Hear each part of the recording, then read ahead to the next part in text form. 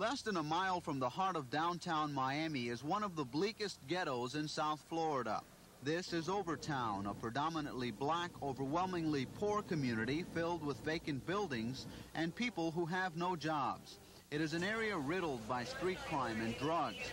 And one of the first things you notice here are dozens of rundown apartment buildings where people live in substandard housing.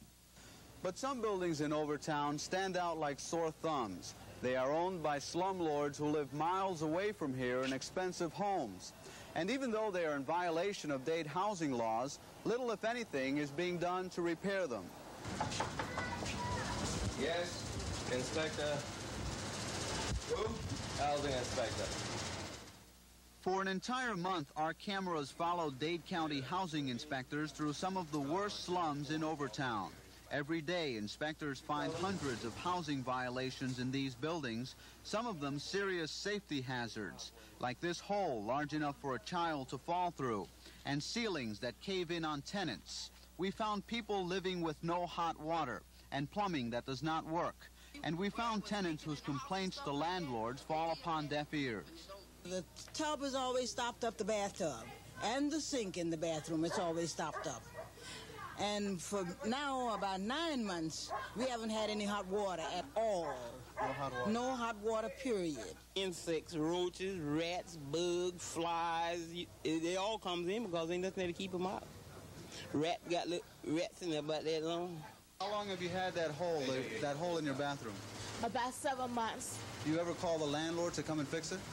I done told him about it, and he come out and seen it, and he did nothing about it. Dade's Office of Housing and Urban Development keeps records of the worst buildings in Dade County. These files contain the names of slumlords whose properties are repeatedly in violation of Dade's minimum housing code. Inspectors say these slumlords simply use the buildings as tax write-offs and don't worry about making repairs. Why don't the landlords fix them? Because it costs money. And that's one of the reasons they're in that type of business. They're the cheapest kind of people you ever met, as some of these slumlords. During this series, we'll take a look at a handful of slumlords who each own several buildings. We'll look at the conditions of their properties and at the type of treatment they're given once they're taken to court. Tomorrow, we'll take a closer look at the lords of the slums. Elliot Rodriguez, Channel 4 News. Some of the worst slum apartments in Miami are owned by the least likeliest of people. Elliot Rodriguez examines ghetto housing again tonight in part 2 of his series, Lords of the Slums. The people who live at 1136 Northwest 2nd Avenue have a name for their apartment building. They call it the Hole. Dade housing inspectors call the 75-unit complex one of the worst slums in Overtown. Several months ago, inspectors cited the building for cracks in the ceilings of some apartments. The violations went unrepaired, and when a water pipe burst recently, the ceilings caved in. The bedroom set fell in on my brother, David. He was in the bed. And that's been about 6 days ago now. The ceiling fell in on your brother? Fell in while my brother was in the bed. Was he injured? Well, he didn't complain, so just said his shoulder was hurt a little, that's all. Tenants complained that the same month the ceilings came down, the rent went up. My apartment, they going up from $112 to $151, and that's too much for a place like this. This woman's plumbing is so bad she has to bail water from her bathtub out the window. And like the other slums of Overtown, the building is overrun with rats. The man who owns the Hole, as well as other buildings in Overtown, lives near the Intercoastal Waterway in Hollywood. He is Milton Markowitz, a Broward real estate agent who's been in the slum business for 25 years. Markowitz blames the tenants for the condition of his building. It's the element that you have living there, the tenants, where they have basically no respect for the property. When they're drinking a can of beer, they're not going to put it in the trash receptacle. They're going to throw it right down. I have a man living on premises, a manager. He does nothing but keep it clean every day. He's cleaning up that place. About a block away from the Hole is an 81-unit complex where inspectors have found more than 700 housing code violations. The owner is Jonathan Brooks, who lives in an affluent section of Southwest Dade. When we caught up with Brooks collecting the rent at a Liberty City building, he refused to talk to us about why the violations aren't corrected. In Opelika, the Reverend Isaac Mickens is pastor of Memorial Temple Baptist Church. But the Reverend Mickens is also a landlord, and his buildings in Overtown have been cited for several serious housing violations. This bathroom floor, for example, is near collapsing. There are holes in ceilings and walls. Nevertheless, the Reverend's son says his father does his best to keep the buildings in good shape. We fix up our properties nicer than anybody else over town, any of the owners over town. And when we rent them, everything is perfect in the apartment. We just bought some apartments. But Dade housing inspectors say they've been trying for several years to get the Reverend Mickens to comply with the housing code with no luck. The same goes for Jonathan Brooks and Milton Markowitz. Tomorrow we'll take a look at one of the few slumlords ever to be sent to jail. Elliot Rodriguez, Channel 4 News. Amid the rubble of some of the worst slum apartment houses in Miami, there has emerged the name of one landlord in particular who has drawn the wrath of housing inspectors. Elliot Rodriguez tells his story tonight in Part 3 of our series, Lords of the Slums. Dade housing inspectors say the owner of this Overtown apartment building is one of the most troublesome slumlords in Dade County. The man housing inspectors love to hate is Randolph Kaut. The 28-year-old realtor with the Kai's Company at one time owned 6 buildings in Overtown. At one building, we found gaping holes in ceilings, floors, and walls. For months, tenants have had no hot water and no cooking gas, and some violations are potentially dangerous. Well, the problem with this outlet is that it's hanging out, the wires are exposed, and if one of these kids should happen to touch it the wrong way, it's quite possible that they could get shot to death. Kaut claims he makes repairs on his buildings, but says that whenever something is fixed, it is not long before it is broken again, either by vandals or his own tenants.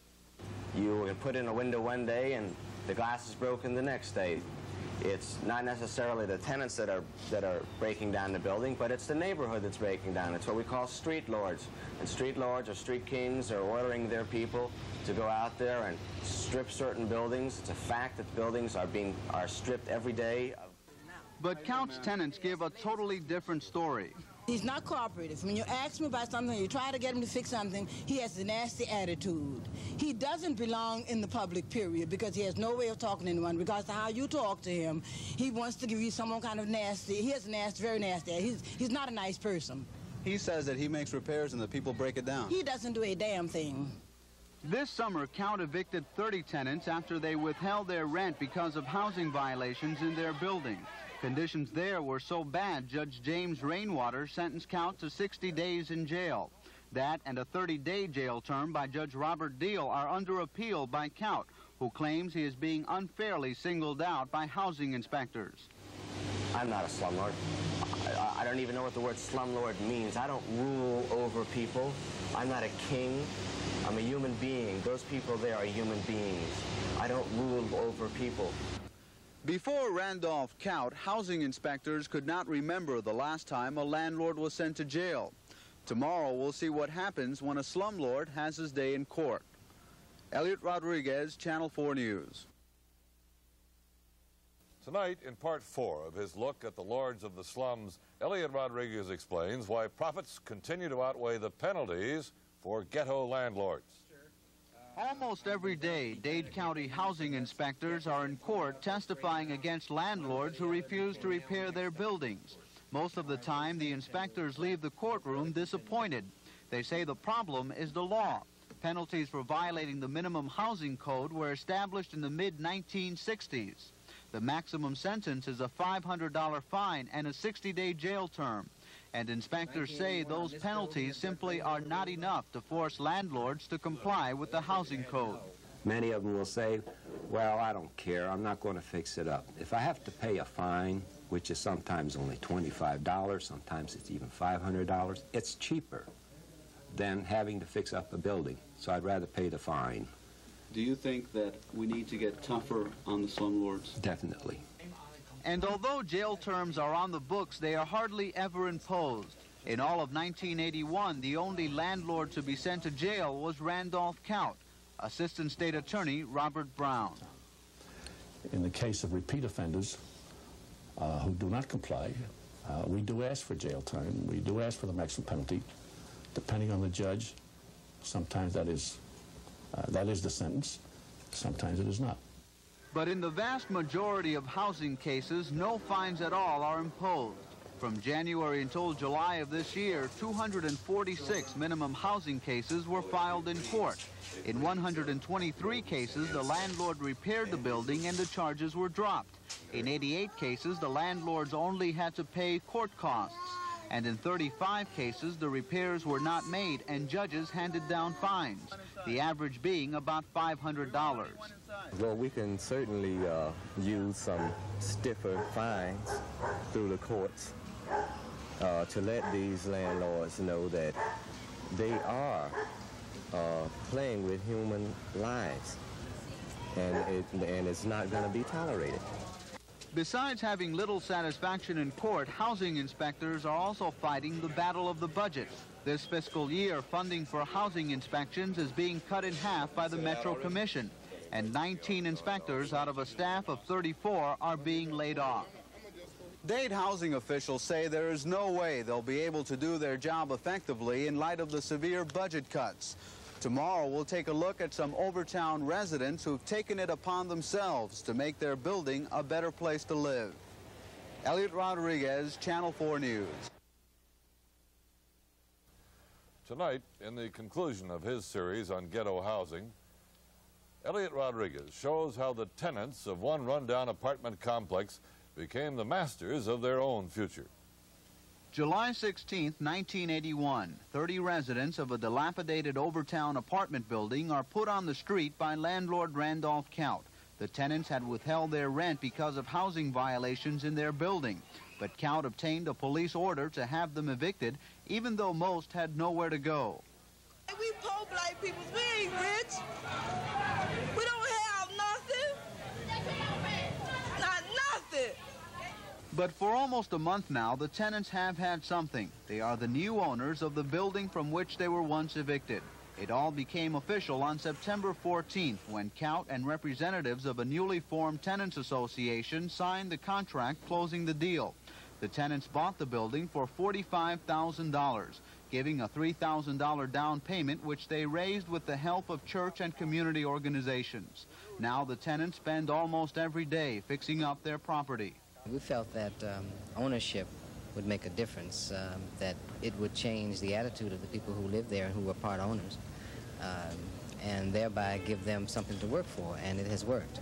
Now they can take advantage of the tax shelters, and they can take advantage of being owners in this community, and it's going to help them financially. In fact, once all 9 apartments are occupied, the tenants' mortgage payments will be lower than their rent was, and they believe tenants in other rundown buildings will be able to follow in their footsteps. This is something that never happened before, and I know we will not, if we will succeed in this here, and the other tenants be able to do the same thing with our help. Hundreds of miles away from the slums of Overtown are the burned out and abandoned buildings of the South Bronx in New York City.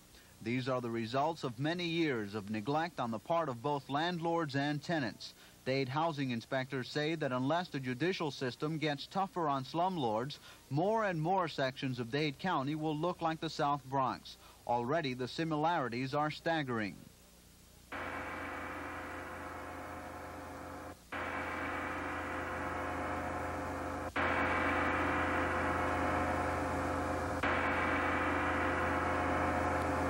And depending on who you talk to, the blame for the conditions of the buildings belongs to either the slumlords or the tenants. So how does it make you feel when you go to the building? It makes me sick. What's that? To see that 6 children are living in a 1-bedroom apartment sleeping on the floor. And then when you try to get them to leave, they will not leave. They will not pay rent. The trash in their own apartment is building up. This is not a landlord's problem. If the building were brought up to code, properly repaired, then I could understand the tenant taking pride in maintaining the building, keeping it that way. But when people have to move into a dump, you can't very well expect them to take pride in living in a dump. Regardless of who is to blame, the ultimate losers are the people who, because of economic reasons, are forced to live in the slums. Because of the severe cutbacks facing the Dade County Housing Inspection staff, it appears that the slums of Miami will continue to deteriorate. And unless there's a turnaround in the attitude of the judicial system toward minimum housing cases, the lords of the slums will continue to prosper. Elliot Rodriguez, Channel 4 News.